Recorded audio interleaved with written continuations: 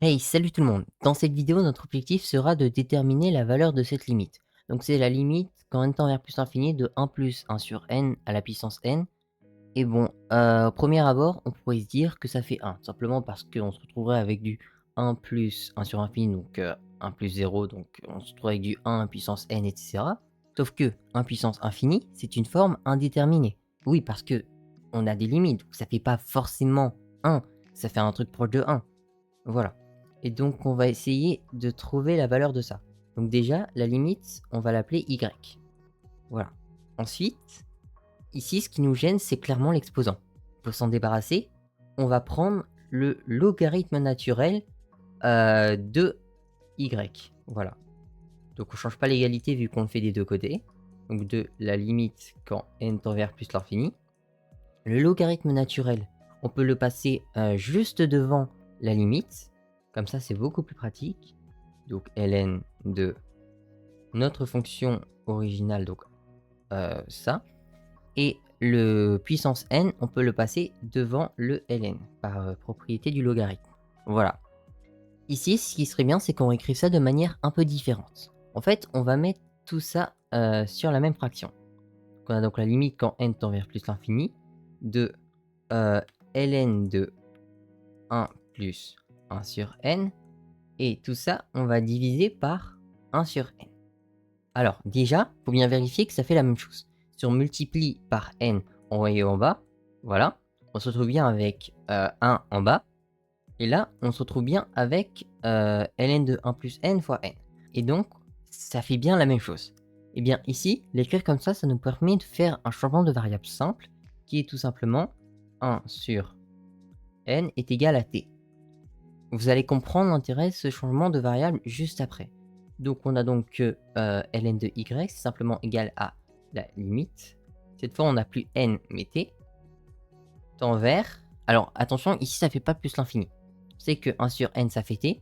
Du coup, là, on a 1 sur l'infini. Du coup, t tend vers 0. De ln de... Juste ici. ln de 1 plus t. Et sur t. Voilà. Pour calculer ça, c'est pas très bien compliqué. Déjà, il faut savoir qu'on peut écrire ln de 1 plus t d'une manière très intéressante. En effet, attendez, je vais l'écrire juste là. ln de 1 plus t, en partant de son développement limité, ça fait tout simplement t moins t carré sur 2, voilà, plus t cube sur 3, etc. jusqu'à l'infini en alternant entre plus et moins. Et ici, on va utiliser cette propriété qui va nous permettre de simplifier la limite. Donc je descends juste un peu. Et du coup, on peut remplacer notre ln de 1 plus t par ça, sachant que le développement limité il est en 0, donc plus c'est proche de 0, plus c'est précis. Et ici, bah t tend vers 0, donc ça c'est génial. Je dirais presque que c'est fait exprès.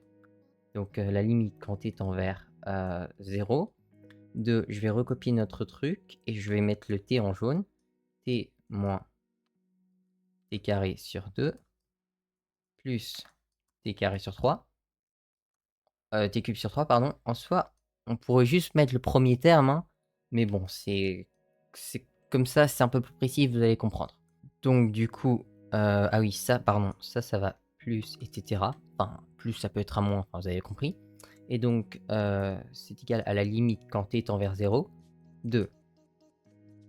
Si on scinde la fraction, on a donc t sur t, moins t carré sur 2, le tout divisé par t, et enfin plus t carré, t cube pardon, sur 3 divisé par t.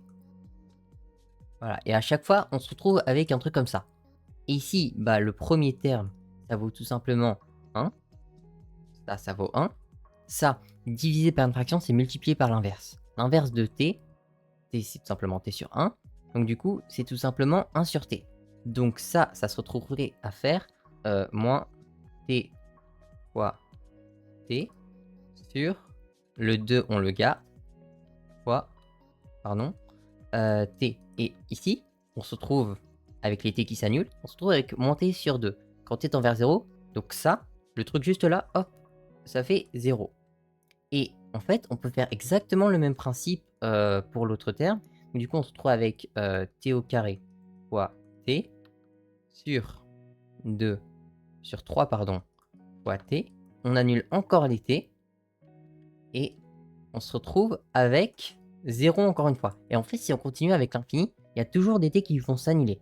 Du coup, tous les autres termes vont faire 0. Voilà. Donc, récapitulons. On a donc que notre valeur de ln de y, c'est tout simplement égal à 1. Donc voilà, donc j'ai recopié ça juste là. Comme ça, on va bien comprendre. On a donc que ln de y, c'est égal à 1. Sachant que y, c'est notre limite initiale. Donc pour se débarrasser de ça, c'est pas compliqué. On passe l'exponentielle des deux côtés. Et on a donc que notre limite originale est égale à exponentielle.